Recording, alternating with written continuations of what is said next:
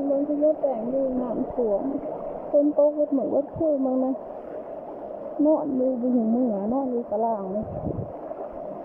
นี่เนี่ยรถไฟไม่ชนมีฝักขึ้นฝักไฟนะ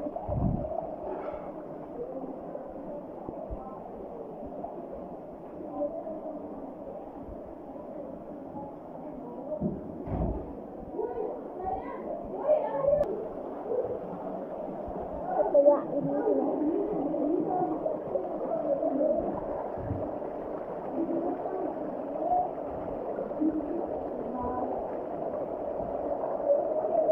โทรศัพท์มันถ่วมเบิดใช่ไหมแต่ว่ามันเปิดไหลมันหูว่าใส่ไหลหรือบน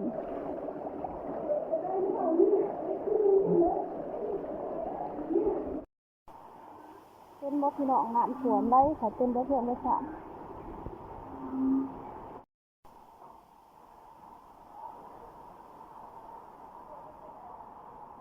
ดี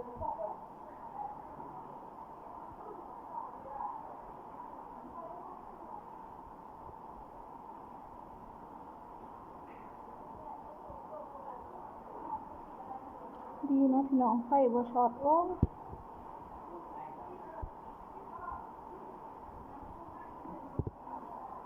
ไม่ต้องเชื่อยังเปียกเว้ย